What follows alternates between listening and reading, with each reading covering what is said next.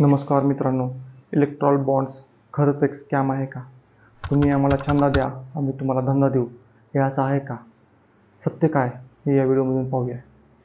2017ला Electral bonds ही scheme announce करण्यात आली. Finance Minister Arun Jaitley today announced the contours of electoral bonds for funding of political parties. यामध्ये कुठला व्यक्ती किंवा कुठली कंपनी पक्षाला फंड देते किंवा डोनेशन देते हे समजत नाही, यामध्ये असे सांगण्यात आले होते. 2017ला चालू केलेली स्कीम 2024मध्ये सुप्रीम कोर्टने अनकॉन्स्टिट्युशनल म्हणून का घोषित केली, का ही स्कीम बॅन केली ते आपण पाहूया. एका मुलाखतीमध्ये अमित शहा यांनी भारतीय जनता पार्टी को अप्रोक्सीमेटली 6,000 करोड़ के बॉन्ड मिले हैं. टोटल बॉन्ड 20,000 करोड़ के, तो 14,000 करोड़ के बॉन्ड कहाँ गए? 20,000 करोड़ बॉन्ड्सपैकी 6,000 करोड़ बॉन्ड्स हे बीजेपीला भेटले. 14,000 करोड़ बॉन्ड्स कुठे?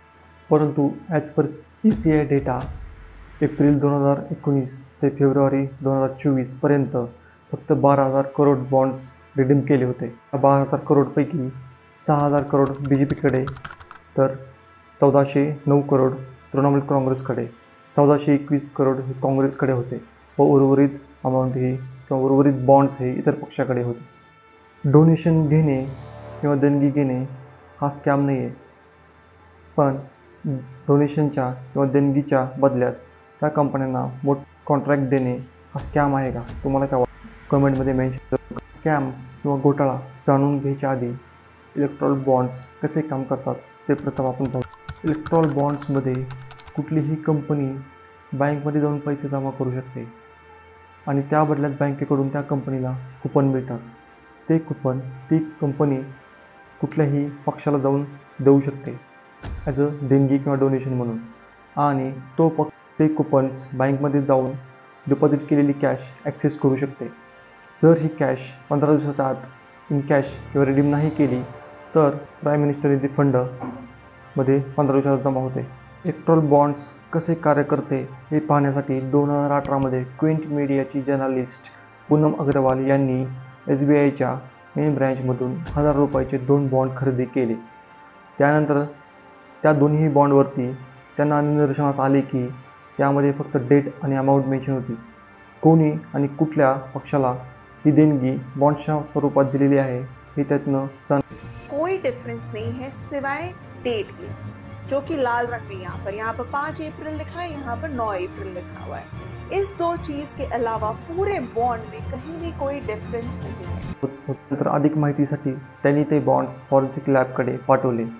फॉरेन्सिक लॅबमधून जो रिपोर्ट आला तो एक आश्चर्यकारक होता. फॉरेन्सिक लॅबच्या रिपोर्टनुसार बॉन्डमध्ये एक न दिसणारा अल्फान्यूमेरिक नंबर त्याच्यामध्ये होता, जो अल्ट्राव्हायोलेट किरणाच्या प्रकाशित झाल्यानंतरच दिसतो. तर सरकारने ही गोष्ट आम्हाला माहीत आहे, पण या नंबरने कोणी पैसे दिले आणि कोणासाठी दिले हे समजणार नाही असे त्यांनी त्याच्यामध्ये मेन्शन केले. आणि SBIचं असं म्हणणं होतं की आम्हाला ऑडिटसाठी हा नंबर लागतो. जानेवारी 2018मध्ये एक नोटिफिकेशन येते, त्याच्यामध्ये SBIला लॉ एन्फोर्समेंट एजन्सी बॉन्डविषयी माहिती द्यावी लागेल जर त्यांनी डिमांड केली तर. जर SBIकडे हा डेटा नव्हता तर ते डेटा कुठून देतील? याचाच अर्थ बॉन्ड कोणी दिला आहे आणि कोणासाठी दिला आहे हा डेटा ऑलरेडी सर्वांना माहीत होता, पण हा गुपित ठेवण्यात आलेला होता आणि सांगण्यात आलेलं होतं की ही माहिती आम्ही कॉन्फिडेन्शियल ठेवलेली आहे. पण तसं नव्हतं.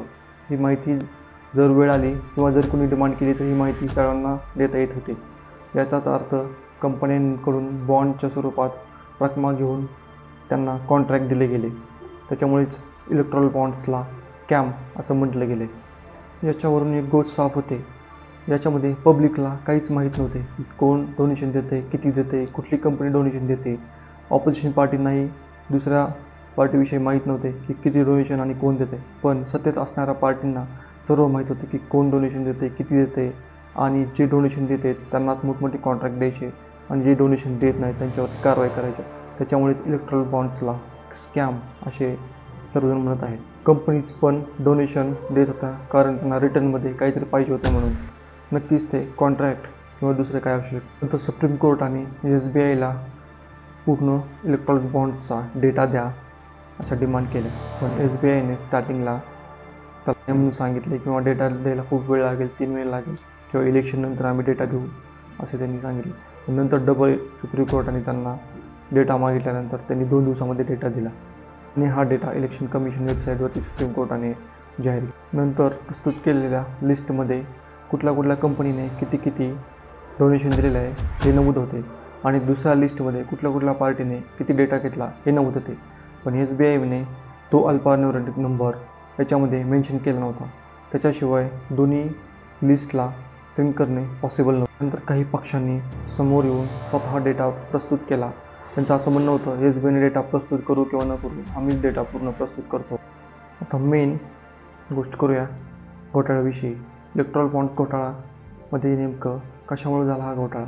याच्यामध्ये ज्या कंपन्या टॅक्स भरत नव्हत्या वेळेवरती सरकारला त्या आणि दुसऱ्या ज्या कंपन्यांना मोठमोठे कॉन्ट्रॅक्ट पाहिजे होते त्या, या 2 टाईपच्या कंपन्यांनी इलेक्ट्रॉनिक बॉन्ड्स जास्त करून खरेदी केली, कारण त्यांना मोठमोठे कॉन्ट्रॅक्टर पाहिजे होते किंवा ज्या कंपन्या टॅक्स भरत नव्हत्या तो टॅक्स वाचवण्यासाठी त्यांनी बॉन्ड्सच्या माध्यमातून सरकारला डोनेशन दिले. 3 डोनर कंपन्या होत्या मेगा इंजिनिअरिंग, फ्युचर गेमिंग आणि वेदांता.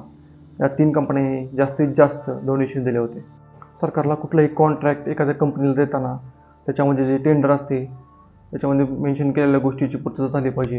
त्या कंपनीचा पास्ट परफॉर्मन्स कसा होता, त्याला किती एक्सपिरियन्स आहे, या सर्व गोष्टी बघूनच कंपनीला कॉन्ट्रॅक्ट सरकारला द्यावं लागतं. पण बऱ्याच अशा कंपन्यांना कॉन्ट्रॅक्ट दिले गेले ज्यांचं पास्ट परफॉर्मन्स चांगला नव्हता. त्याच्यामध्ये असा प्रश्न उपस्थित होतो की हा चंदा किंवा डोनेशन घेऊन तरी अशा कंपन्यांना कॉन्ट्रॅक्ट दिले ज्यांचा पास्ट परफॉर्मन्स किंवा एक्सपिरियन्स चांगला नव्हता. त्यातलंच एक उदाहरण म्हणजे 2021मध्ये एक अंडर कन्स्ट्रक्शन फ्लायओव्हर पूर्ण कंप्लीट झाल्यानंतर पडला होता. चौकशी केल्यानंतर समजले की रणजीत बिटकॉइन नावाची कंपनी होती आणि या कंपनीने कॉन्क्रीट आणि कन्स्ट्रक्शनमध्ये चांगली क्वालिटी न वापरल्यामुळे हे फ्लायओव्हर पडला होता. तरी पण या कंपनीला नंतर कॉन्ट्रॅक्ट देण्यात आले. सुरत, वडोदरा अशा ठिकाणी या कंपनीला वेगवेगळे कॉन्ट्रॅक्ट देण्यात आले. ॲज पर टेंडर पॉलिसी किंवा रूल्सप्रमाणे पास्ट एक्सपिरियन्स त्याचा चांगला नसल्यामुळे त्या कंपनीला पुढे कॉन्ट्रॅक्ट द्यायला न पाहिजे होते. तरी पण या कंपनीला कॉन्ट्रॅक्ट देण्यात आले. का देण्यात आले? तर या कंपनीने तब्बल 8 ते 9 करोडचे इलेक्ट्रॉनिक बॉन्ड्स खरेदी केले होते किंवा डोनेशन दिले होते. त्याच्यामुळे या कंपनीला कॉन्ट्रॅक्ट देण्यात आले. त्याच्यामुळेच इलेक्ट्रॉनिक बॉन्ड्सला स्कॅम घोटाळा असं म्हणतात. मोठमोठ्या कंपन्यांनी इलेक्ट्रॉनिक बॉन्ड्स खरेदी केले आणि सरकारला डोनेशन दिली का तर त्यांना कॉन्ट्रॅक्ट पाहिजे होते आणि त्यांचा पास्ट एक्सपिरियन्स हा चांगला नव्हता. तसेच मोठमोठ्या कंपन्यांनी टॅक्स वाचवण्यासाठी सुद्धा इलेक्ट्रॉनिक बॉन्डच्या स्वरूपात सरकारला डोनेशन दिले. त्याच्यामुळे इलेक्ट्रॉनिक बॉन्ड्सला स्कॅम किंवा घोटाळा म्हटला. इलेक्ट्रॉनिक बॉन्ड्स हा खरंच स्कॅम किंवा घोटाळा आहे का? तुम्हाला काय वाटते? कमेंटमध्ये मेन्शन करा आणि व्हिडिओ आवडला तर लाईक आणि सबस्क्राईब करा. थँक्यू.